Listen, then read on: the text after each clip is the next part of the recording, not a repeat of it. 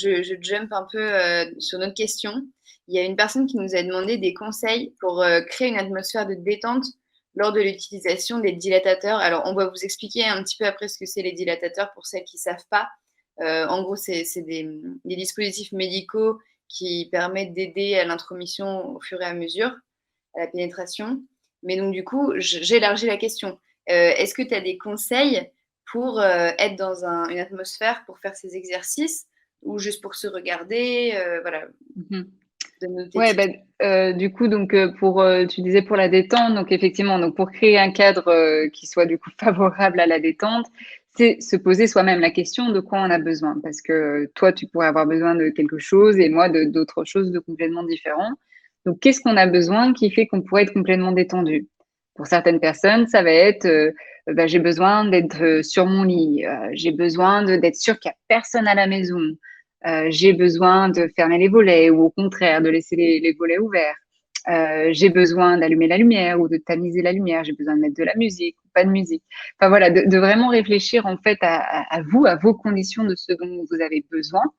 Des fois, ça peut être aussi justement quel genre d'outil, donc du lubrifiant à côté de moi pour justement lubrifier mon vagin, lubrifier ma vulve, lubrifier du coup les dilatateurs et j'ai besoin d'aller à mon rythme. Vous voyez, au-delà des conditions, on va dire matérielles, c'est aussi de quoi vous avez besoin mentalement, émotionnellement pour le faire. J'ai besoin de ne pas être fatiguée ou j'ai besoin de le faire en fin de journée j'ai le besoin de le faire une fois que j'ai pris ma douche, vous voyez. Donc, c'est à vous d'ajuster, de mettre vos conditions qui vont faire que ça va créer un cadre propice à la détente. En sachant que il me semble que la musique peut aider beaucoup. Oui, il y a pas mal aussi de recherches là-dessus par rapport à je crois que c'est la musicologie.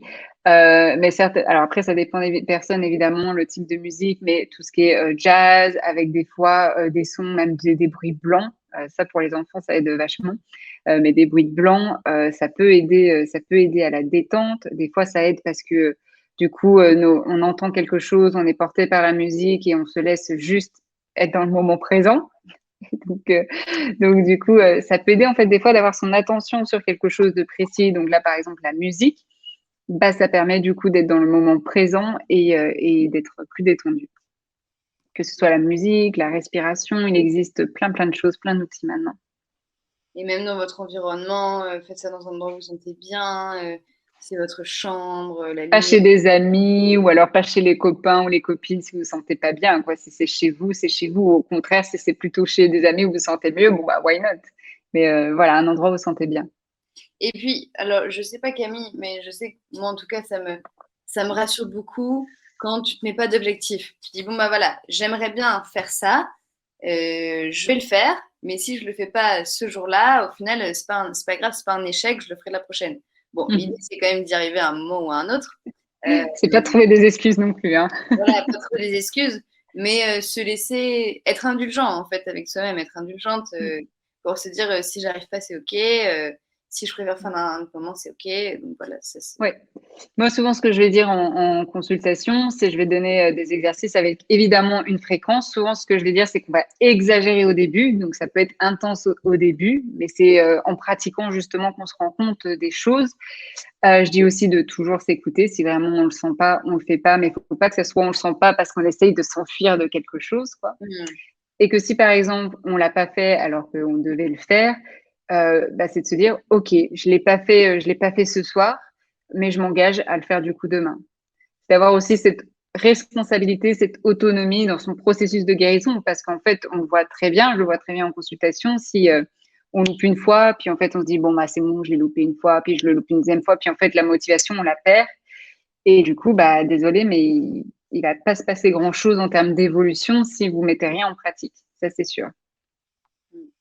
La team procrastination dont je fais partie.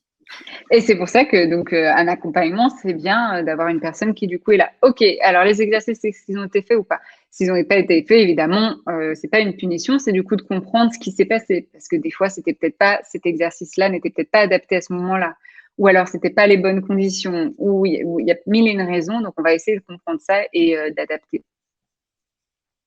Très bien. Parfaite, très bonne réponse. Merci.